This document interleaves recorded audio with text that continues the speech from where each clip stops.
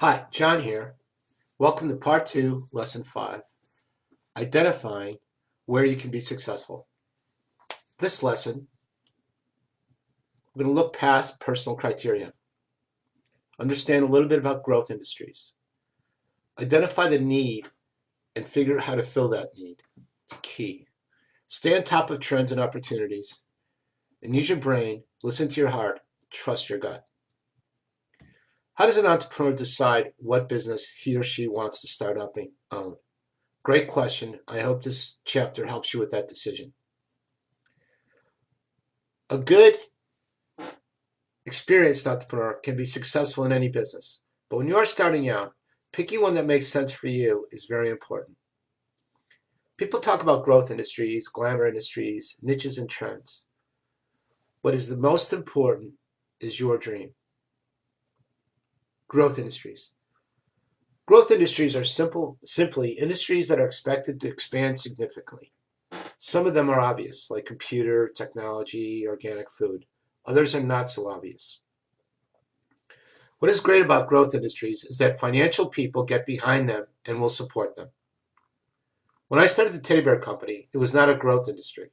Teddy bears were the number one toy back in the US back in the early 1900s. But when I began, toys were not in a growth industry. What was a growth industry was the gift industry. So I changed my view of my company from a toy company to a gift company, and my sales soared. Good research will help you find a growth industry. Research where other entrepreneurs are succeeding. Here in Massachusetts, the new growth industry is manufacturing. Financial people are supporting manufacturing entrepreneurs. Manufacturing since the 1970s has been on a steady decline in the US until recently. Some industries, like manufacturing, go through cycles. Do your research. Investors love growth industries, but beware, a growth industry today might be a declining industry tomorrow. Coffee is a growth industry today, thanks to Howard Schultz, whose vision of coffee made Starbucks the leading coffee company named today. Back in the early 1980s, coffee was shrinking, about 5 to 10% a year.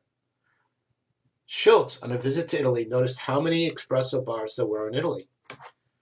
Schultz became convinced that espresso bars, similar to those the Italians had, would work great in the US.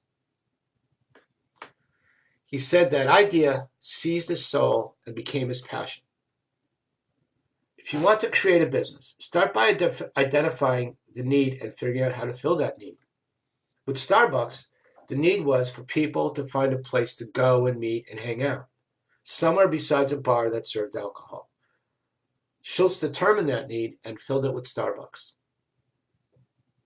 Trends and opportunities. With every business, there are trends. The trick is to get them when they're early on the trend. If you get on a trend on the ground floor, if you don't get in a trend on the ground floor, you have to work a little harder to beat your already established competition. For example, when the low-fat movement began, the beef industry took a hit.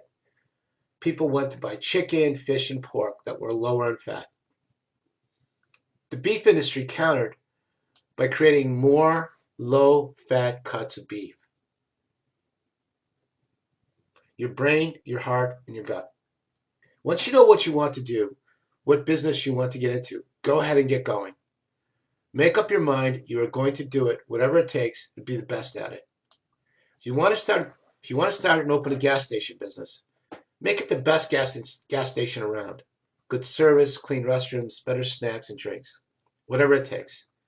You're going into the pizza business. Use better cheese, better signs, better delivery, better. In my case, I wanted to make the best beers in the world. That was my passion. That was what my heart and gut told me.